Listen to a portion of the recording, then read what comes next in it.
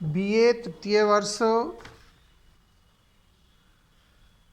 विषय हिंदी साहित्य, प्रथम प्रश्न पत्र, प्रकरण नवम सर्ग साकेत, जो मैथिली शरण गुप्त का महाकाव्य है। साकेत का जो नवम सर्ग है, जिसके अंदर उर्मिला विरह का या उर्मिला की विरह व्यथा कथा का मार्मिक चित्रण मैथिली शरण गुप्त ने किया है। इसकी दो व्याख्याओं या दो पद्यांशों की व्याख्याएं हम पिछले वीडियो में कर चुके हैं। आज हम तीसरा जो पद्यांश है, तीसरा पद है, उसकी सप्रसंग व्याख्याएं करेंगे।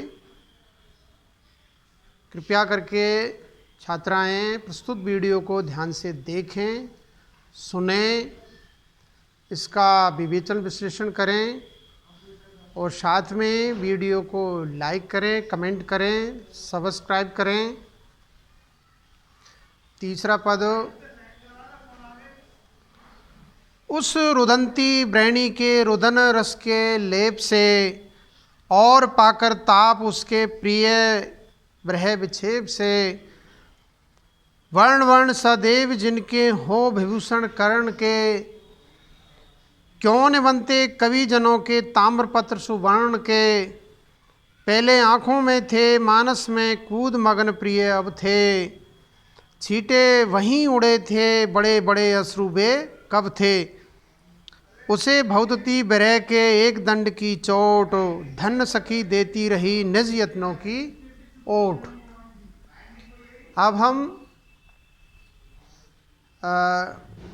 सप्रसंग व्याख्याओं के जो चार सोपान होते हैं, उनके आधार पर प्रस्तुत पद्यांश की सप्रसंग व्याख्याएं करेंगे। तो चार सोपान: नंबर 1 संदर्भ, नंबर 2 प्रसंग, नंबर 3 भावार्थ या सरल अर्थ, नंबर 4 काव्य सौंदर्य, कलात्मक सौंदर्य, विशेष टिप्पणी या साहित्यिक सामाजिक विश्लेषण। ये चार सोपानों के आधार पर हम प्रस्तुत पद्यांश की व्याख्याएं करेंगे। तो नंबर 1, इसका संदर्भ क्या है। प्रस्तुत पद्यांश हमारी पाठ्य पुस्तक आधुनिक हिंदी कविता में संकलित मैथिली शरण गुप्त द्वारा विरचित साकेत के नवम सर्ग से उद्धृत है, अवतरित है, लिया गया है। अब इसका हम प्रसंग देखते हैं। प्रस्तुत पद्यांश में कवि ने वर्णन किया है कि जब श्री राम को 14 वर्ष का वनवास मिला था या मिलने पर लक्ष्मण भी उनके साथ गए, तब अपने प्राण वल्लभों, अपने प्रिय पति के विरह में उर्मिला की जो विविध मनोदशाएं हुई है, उनका गुप्त जी ने इस अंश में बहुत ही सुंदर और मार्मिक चित्रण किया है। अब हम इसका तीसरा सोपान है व्याख्या का। प्रस्तुत पद में गुप्त जी कहते हैं, क्या कहते हैं कि उस करुण विलाप करने वाली ब्रह्मणी उर्मिला के रुदन रूपी रस के लेप से और प्रियतम के विरह से होने वाली विक्षिप्त मनोदशा के संताप को पाने से जिन कवियों के प्रत्येक अक्षर कानों के आभूषण बन जाते हैं, उनके ताम्रपत्र सोने के क्यों नहीं बन जाते हैं। ऐसा यह है कि कविजन ताम्रपत्रों पर विशिष्ट प्रकार का लेप लगाकर और फिर उसे तपाकर मनोरम वर्ण वाली रचनाएं रचकर अमर हो जाते हैं।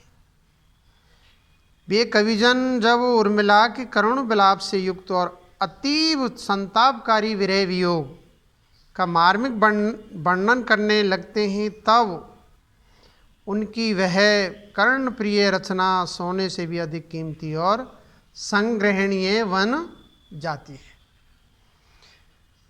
आगे कवि वर्णन करते हुए बताता है कि पहले अपने प्रियतम की मूर्ति को उर्मिला ने आंखों में बसा रखा था।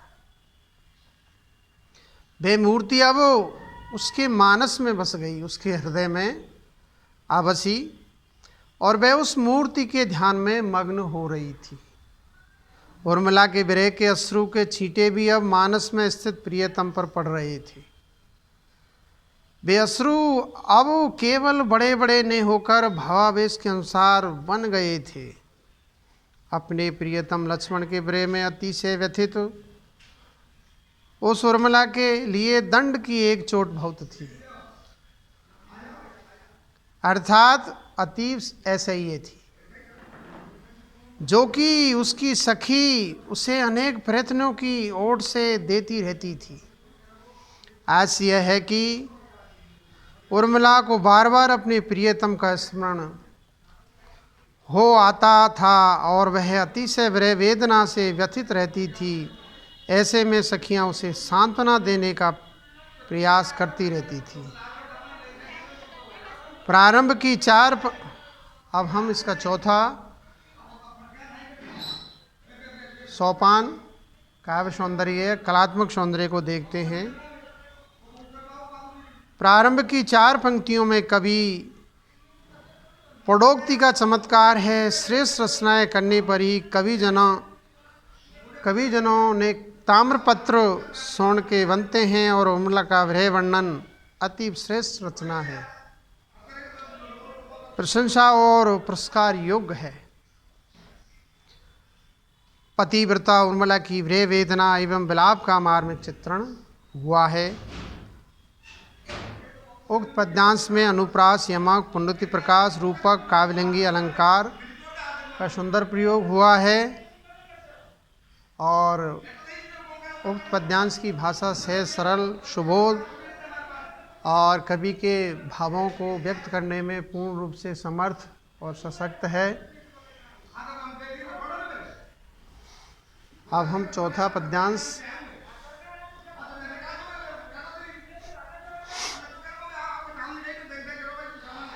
सींचे ही बस मालने कलश ले, कोई न ले करतरी, साखी फूल फले यथेच बढ़ के, फैले लताएं हरी, केरला कानन सेल यंत्र, जल से सशंक्त संसिक्त होता रहे, मेरे जीवन का चलो सखी, बही सोता भिगोता बहे। क्या क्या होगा साथ में मैं क्या बताऊं, है ही क्या हा आज जो मैं जताऊं, तो भी तूली पुस्तका और बीणा, चौथी मैं हूँ पांचवी तू प्रवीणा।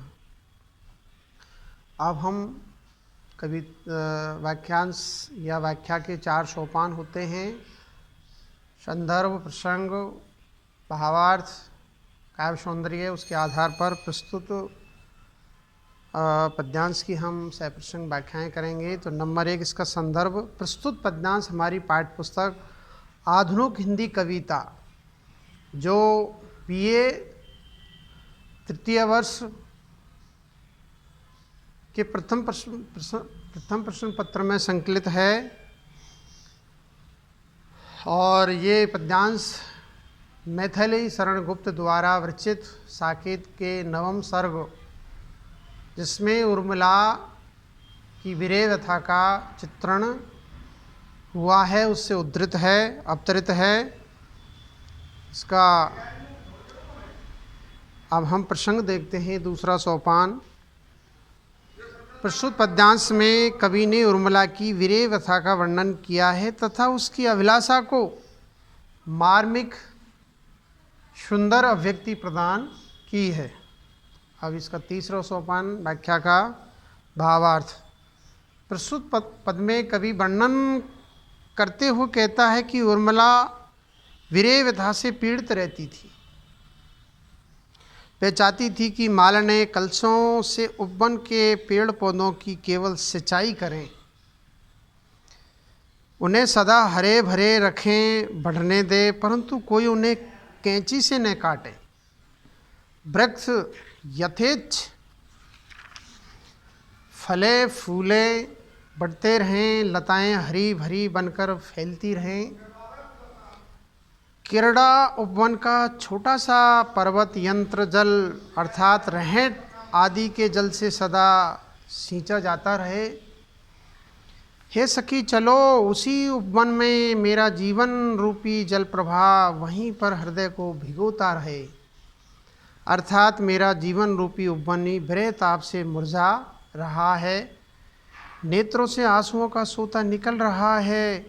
यह उपवन में निरंतर की जा रही सिंचाई के समान सदा ही अश्रु जल से संसिक्त होता रहे, भीगता रहे। आगे कवि वर्णन करते हैं कि उर्मिला व्यथित होते हुए सखियों को लक्ष्य कर कहने लगी कि इस मनोरम उपवन में हमारे साथ साथ क्या होगा, ये मैं विरह विथुरा क्या बताऊं। अब मेरे पास क्या रह गया है और क्या अधिकार शेष रहा है जिसे मैं आज तुम लोगों पर प्रकट करूं। हे सखी, तो भी तुम चित्र बनाने की तूल का, पुस्तिका और वीणा ले लो। चौथी मैं हूँ और पांचवी सब कार्यों में चतुर तुम हो। इस तरह समय यापन करने से मेरी विरह व्यथा का प्रसार कुछ कम हो सकेगा। ये इसका भावार्थ है। अब हम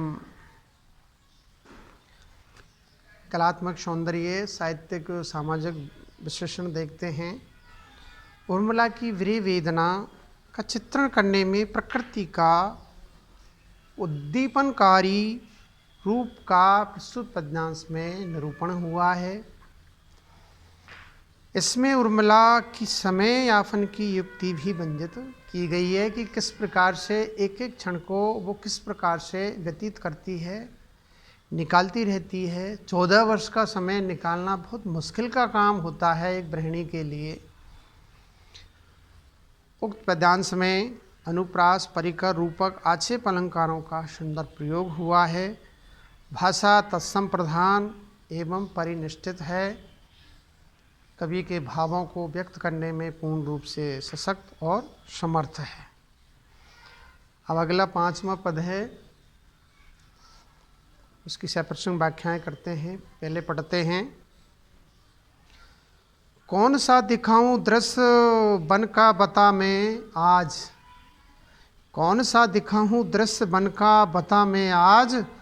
हो रही है आली मुझे चित्र रचना की चाह, नाला पड़ा पथ में किनारे जेठ जीजी खड़े।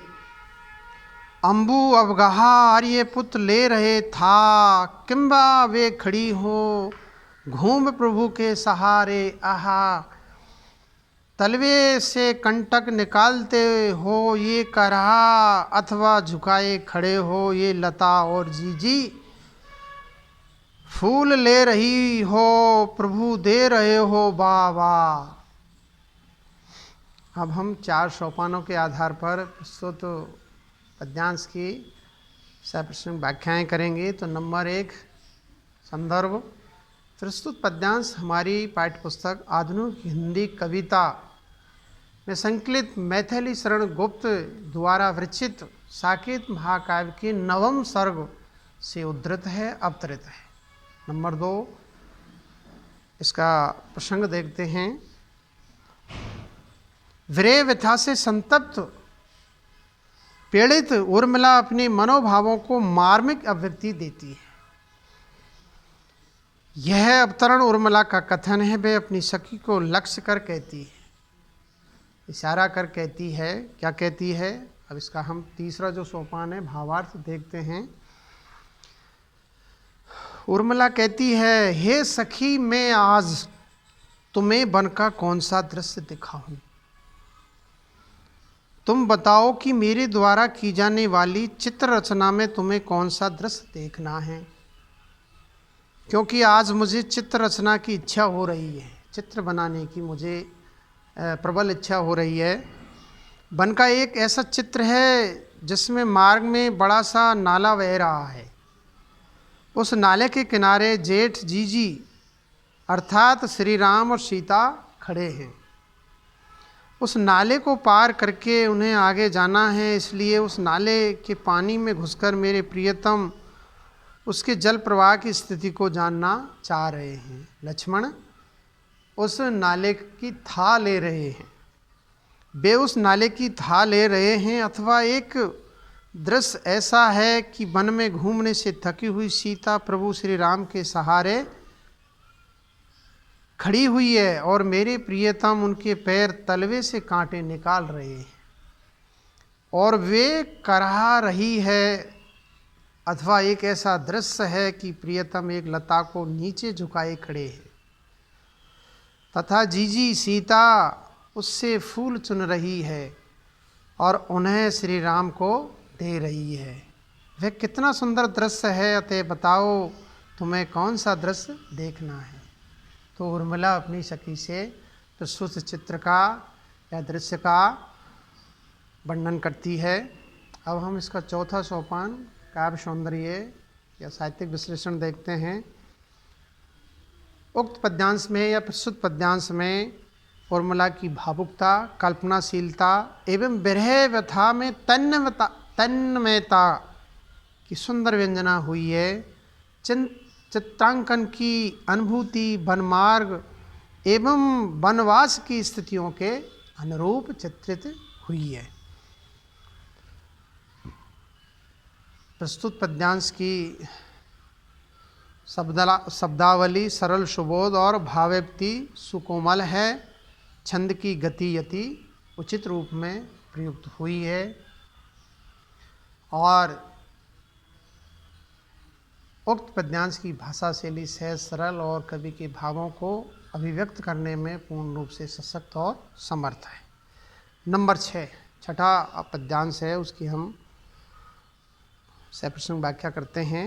पहले पढ़ते हैं। प्रिय ने सहज गुणों से दीक्षा दी थी मुझे, प्रणय जो तेरी आज प्रतीक्षा द्वारा लेते हैं वे यहाँ परीक्षा मेरी। जीवन के पहले प्रभात में आँख खुली जब मेरी, हरी भूमि के पात पात में मैंने हृदय गति हेरी। खिंच रही थी दृष्टि सृष्टि यह स्वर्ण रश्मियाँ लेकर, पाल रही ब्रह्मांड प्रकृति थी सदैव हृदय में लेकर। अब हम प्रस्तुत पद्यांश की 4 सोपानों के आधार पर सप्रसंग व्याख्याएँ करते हैं। तो नंबर 1 संदर्भ। प्रस्तुत पद्यांश हमारी पाठ्य पुस्तक आधुनिक हिंदी कविता जो BA तृतीय वर्ष के हिंदी साहित्य प्रथम प्रश्न पत्र में संकलित है और ये पद्यांश हमारी पाठ्य पुस्तक है। उसमें संकलित मैथिली शरण गुप्त द्वारा विरचित साकेत महाकाव्य के 9वें सर्ग से उद्धृत है, अवतरित है, लिया गया है। अब हम इसका दूसरा सोपान व्याख्या का प्रसंग देखते हैं। श्री राम सीता के साथ लक्ष्मण के वन चले जाने पर उर्मिला विरह व्यथा से संतप्त रहने लगी। इस कारण वह अपने जीवन को लेकर अनेक तरह से सोचने लगी।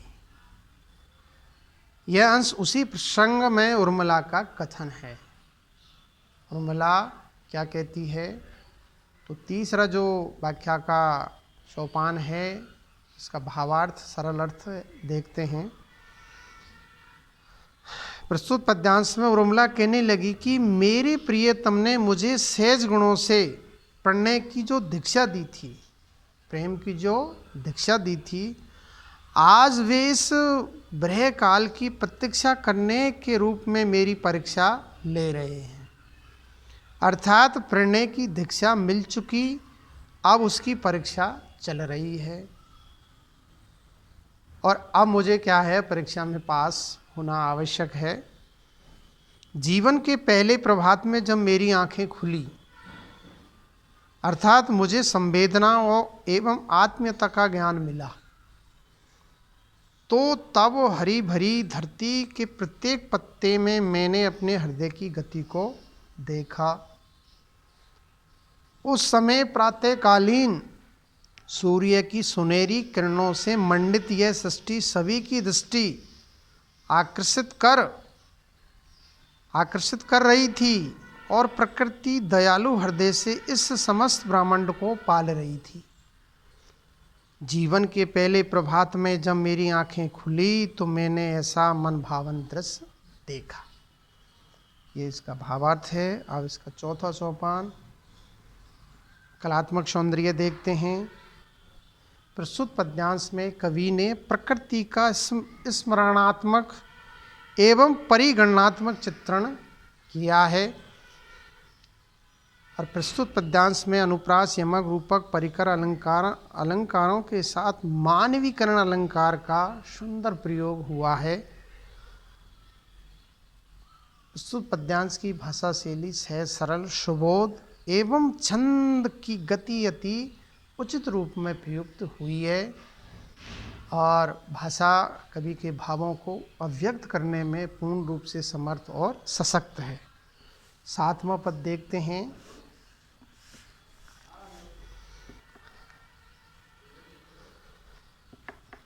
जो बहुत ही मोस्ट है, इम्पोर्टेंट है।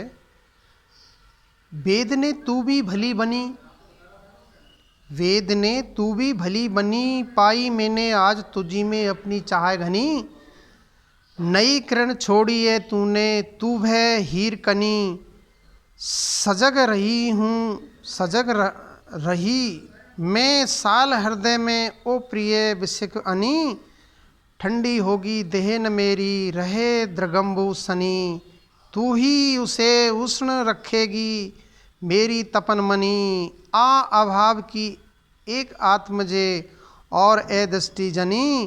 तेरी ही छाती है सचमुच उपमो चित स्तनी। अरि वियोग समाधि अनोखी, तू क्या ठीक ठनी। अपने को प्रिय को जगती को देखूं खिंची तनी। मनसा मानिक मुझे मिला है तुझ में उपल खनी। तुझे तभी छोड़ू जब सजनी, पाऊँ प्राण धनी।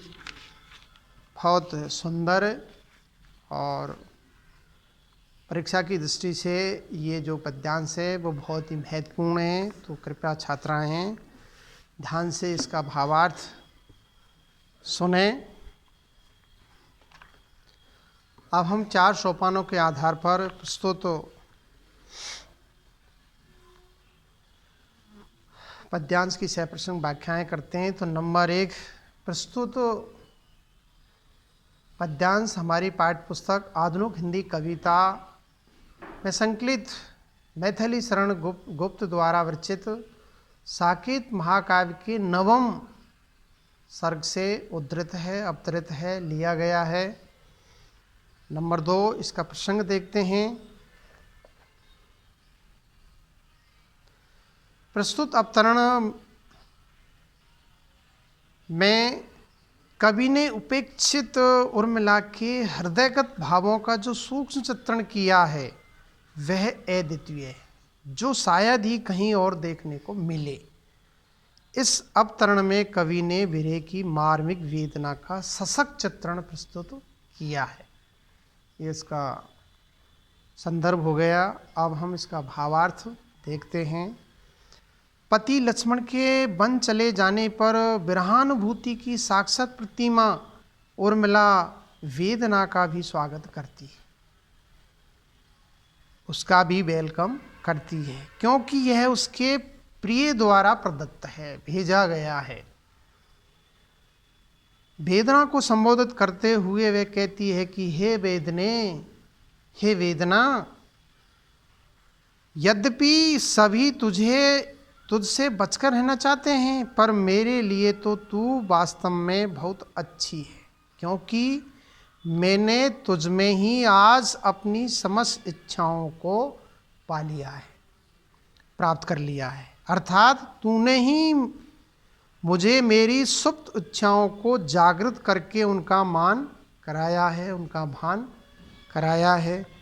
जैसे भी सभी इच्छाएं तुझी में सन्निहित थी, प्रिय के चले जाने पर तेरा साथ होने पर ही मैं प्रिय के प्रति प्रेम की प्रगाढ़ता को जान पाई हूँ, ध्यान दे पाई हूँ।